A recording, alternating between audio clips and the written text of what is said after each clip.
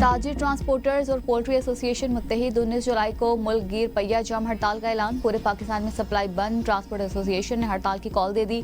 वजीर खजाना ने नुमाइंदों को आज मुज़ाकरात के लिए बुला लिया। सदर मलिक शेर खान ने कहा, ट्रांसपोर्ट बिरादरी ताजिरों के साथ है। अगर ताजिर कहेंगे हड़ताल बढ़ानी है तो हम हड़ताल को मजीद बढ़ाएंगे।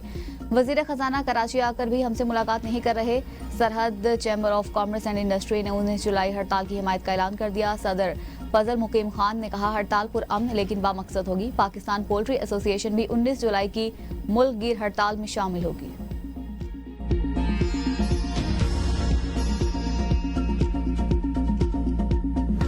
पहले दरामद फिर बरामद का खेल। चीनी की कीमतों में कमी के दरवाजे बंद। चीनी का नया रेट तय। हुकूमत और शुगर मिल के दरमियान मुआहिदा तय पा गया।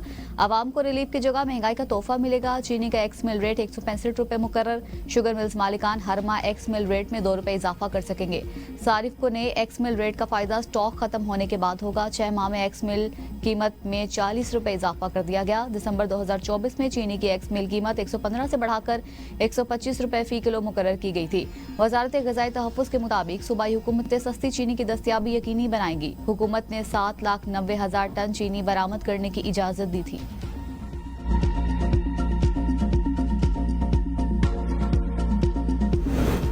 चीनी की डबल सेंचुरी। मुल्क के मुख्तलिफ शहरों में चीनी की कीमतों को पड़ लग गए। हुकूमत खामोश तमाशाई। निर्ख अवाम की पहुंच से दूर होने लगे।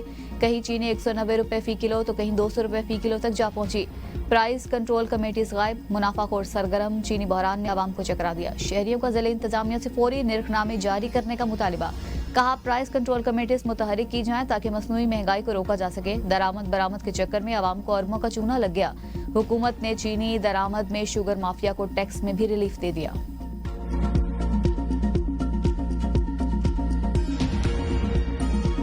चीनी की डबल सेंचुरी का जिम्मेदार कौन? वजीर खजाना मोहम्मद औरंगजेब का बढ़ती कीमतों पर जवाब देने से गुरेज। प्रेस कॉन्फ्रेंस में कहा, चीनी की कीमतों में उतार चढ़ाव मामूल की बात है। मईशत मुस्तहकम, ग़िज़ाई अशिया की कीमतें कम ज्यादा होती रहती हैं। मुल्क में फौरी तौर पर शरह नमू में इजाफा हुआ, लेकिन ऐसा करना ज़र मुबादला के ज़खायर पर शदीद दबाव का बाइस बनता है, जिससे मईशत दोबारा गैर मुस्तहकम हो सकती है। चीज़ों को रेगुलेट करना होगा। बुनियादी ग़िज़ाई अशिया की कीमतों को माहाना बुनियादों पर मॉनिटर कर रहे हैं। जितनी गुंजाइश थी, तनख्वाहदार तबके को टैक्स पे रिलीफ दिया। हुकूमत ने अपने अखराजात में कमी की है। FBI को गिरफ्तार करने का इख्तियार दिया गया था, जो वापस ले लिया गया। इस वक्त FBI की मुकम्मल ट्रांसफॉर्मेशन जारी है।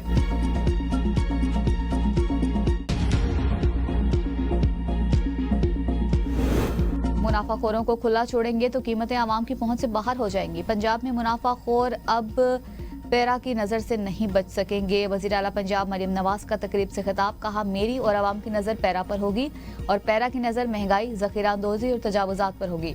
कब तक इंतजामिया महंगाई, मुनाफाखोरी और तजावुज़ात के खात्मे के लिए भागते रहेंगे? पंजाब की 144 तहसीलों में पैरा स्टेशन कायम किए जाएंगे। पैरा फोर्स मेरी आंख और कान है, हर जुल्म पर नजर रखेगी और ज़ख़ीरांदोज़ी, तजावुज़ात के खात्मे के लिए अपना काम अंजाम देगी। वज़ीर आज़म शहबाज शरीफ ने वफाकी काबीना का इजलास तलब कर लिया। इजलास में मुल्क की मौशी सूरत हाल का जायजा लिया जाएगा। कौमी और दाखिली सलामती से मुतल्लिक उमूर ज़ेर बहस आएंगे। इक़्तिसादी राबिता कमेटी के फैसलों की तौसीक की जाएगी।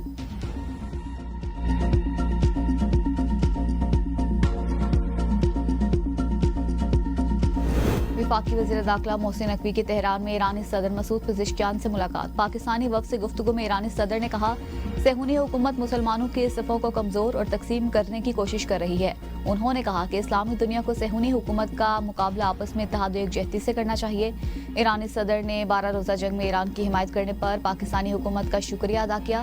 पाकिस्तानी ज़ायरीन बगैर ऑर्गेनाइजर ग्रुप के इराक में नहीं जा सकेंगे। वज़ीर दाखिला मोहसिन नकवी का तेहरान में सह मुल्की कॉन्फ्रेंस से खिताब।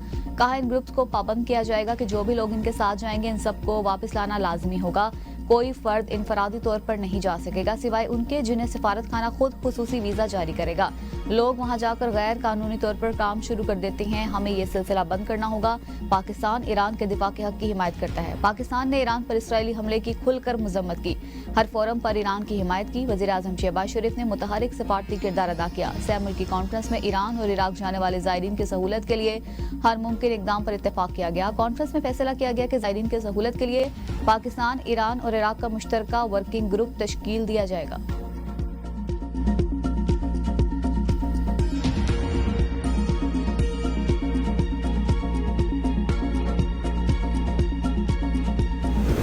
जल्द से ज्यादा तरक्की कम, गैलप सर्वे ने खैबर पख्तूनख्वा हुकूमत की कली खोल दी।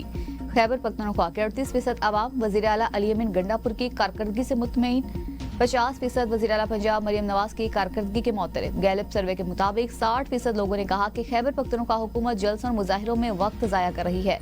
57% अफराद सूबे में अमन अमान की सूरत हाल से खौफजदा। 52% के मुताबिक तरक्याती फंड करप्शन की नजर हो चुके। 67% शहरियों का हुकूमत पर रोजगार के मौके न देने का इल्जाम, जबकि 73% ने सरकारी नौकरियों में मेरिट के बजाय सिफारिश को तरजीह दिए जाने की शिकायत की। तहरीक इंसाफ के अपने 49% वोटर्स के मुताबिक उनके इलाकों में कोई नुमाया तरक्की नहीं हुई। 49% अफराद को बिजली की किल्लत या खराबी का सामना। सर्वे के मुताबिक 77% नौजवानों को पार्क और 81% को लाइब्रेरी की सहूलत मुयसर नहीं। 63% अफराद को सेहत की सहूलत मुयसर है। सर्वे में कहा गया कि तहरीक इंसाफ के 13 साल के दौर में सड़कें और ट्रांसपोर्ट बेहतर हुई, ताहम 2024 के बाद तरक्की की रफ्तार सुस्त रही।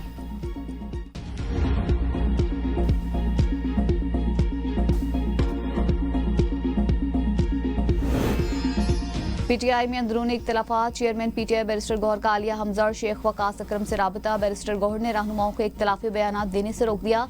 कहा, पार्टी फोरम मौजूद है, मसाइल फोरम पर डिस्कस करें। किसी रहनुमा को शिकायत है तो मुझे बताएं, मनोवन मामला बानी पीटीआई के सामने रख दूंगा। आलिया हमजा के बयान के बाद शेख वकास अकरम का ऑडियो पैगाम मंजर आम पर आया।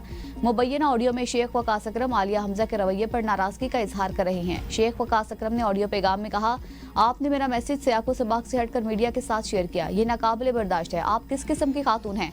आप लोग इतने मीडिया के भूखे हैं कि मेरे मैसेजेस लीक कर रहे हैं। मैं उन्हें असल हकाइक बताऊंगा कि कोर कमेटी में आपके कहने पर क्या किया।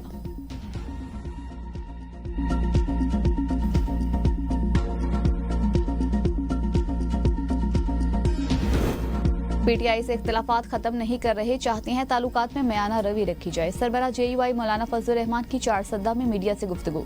अपोजिशन के किरदार पर शदीद तहफ्फुज़ात का इजहार करते हुए कहा, सूबे में अपोजिशन के साथ इन हालात में कैसे चले। अपोजिशन जमातें अराकीन की रुकनीत मुअत्तल कराने के अदालतों से रुजू कर रही हैं। मुस्लिम लीग नून ने भी हमारे खिलाफ अदालत का दरवाजा खटखटाया है। नून लीग को अंदाजा नहीं कि उनके इस इकदाम से फायदा किसको हो रहा है। मदारिस बिल पर हुकूमती इत्तेहाद की बदनीयती जाहिर हो चुकी। जेयूआई आज भी मिसाक जमहूरियत पर कायम है। सियासतदान मिसाक जमहूरियत पर अमल करें तो बेहतर माहौल पैदा हो सकता है। शहरियों के जानो माल की हिफाजत रियासत की जिम्मेदारी है।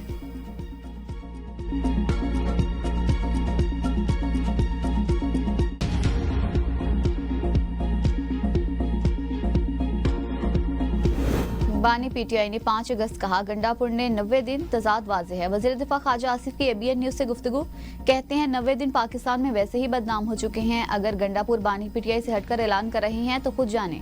पीटीआई का पावर शो पर पुरम रहा, किसी ने मुदाखलत नहीं की। सियासी सरगर्मियां पुरम हो तो जरूर जारी रहें। मिर्जा अफरीदी को नहीं जानता, सिर्फ नाम सुना है मिर्जा अफरीदी मालदार हैं, शायद बोली लगा दी हो। मौलाना फजल रहमान एक मुस्तनिद और मजबूत सियासी कुव्वत हैं। पीटीआई का खैबर पख्तूनख्वा में वो सियासी होल्ड नहीं रहा जो माजी में था।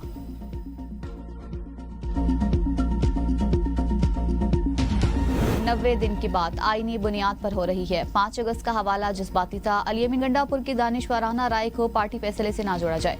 सेक्रेटरी जनरल पीटीआई सलमान अकरम राजा की एबीएन न्यूज के प्रोग्राम सवाल से आगे में गुफ्तगू। 5 अगस्त का ऐलान बानी और पार्टी का है। 90 दिन अली अमीन गंडापुर की जाती राय थी।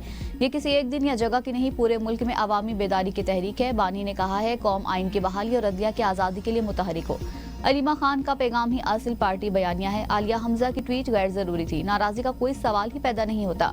मसला कुछ नहीं था, मामले को बढ़ा चढ़ाकर पेश किया गया।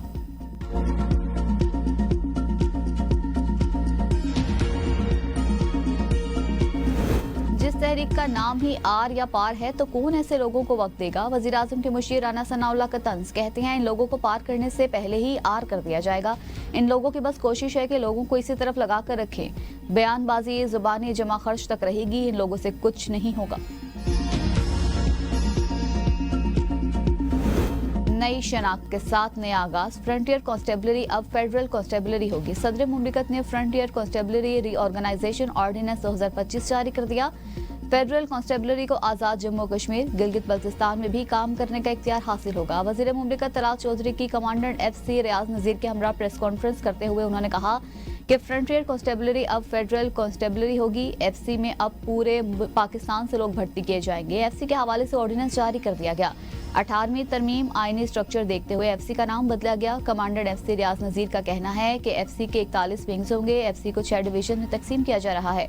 फेडरल कांस्टेबलरी की ऑपरेशनल जरूरियात को विफाक पूरा करेगा। एफसी जिस एक्ट के तहत काम कर रही है, इसको 100 साल से जायद गुजर गए। ये फोर्स पुलिस नहीं है।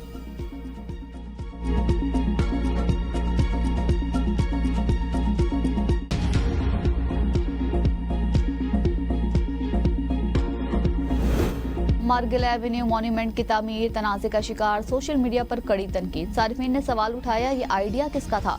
तनकीद के बाद मॉन्यूमेंट की तामीर का काम रोक दिया गया। सीडीए की जानिब से मॉन्यूमेंट को उखाड़ने के अहकाम जारी कर दिए गए। मार्गिला एवेन्यू राउंड अबाउट पर गुज़िश्ता एक हफ्ते से काम जारी है। सोशल मीडिया पर तस्वीर वायरल होने के बाद सीडीए ने नोटिस लिया। निजी सोसाइटी की जानिब से मॉन्यूमेंट को शिफ्ट करने के इकदाम शुरू।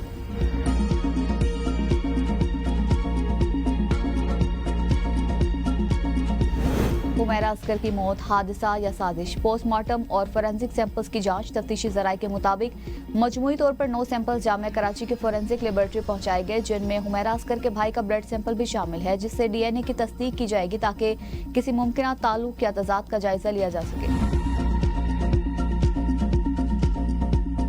पाकिस्तान मेगा करप्शन स्कैंडल, नैब खैबर पख्तूनख्वा का आजम सवाती के जवाब पर अदम इत्मीनान, नोटिस जारी। 17 जुलाई को जवाब तलब। नैब कोहिस्तान स्कैंडल में 40 अरब रुपए से ज्यादा करप्शन की तहकीकात कर रहा है। नैब खैबर पख्तूनख्वा ने वज़ीर आला के मुआविन ख़ुसूसी अमजद अली को भी नोटिस जारी कर दिया। मुआविन ख़ुसूसी से असासाजात तफसीलात तलब।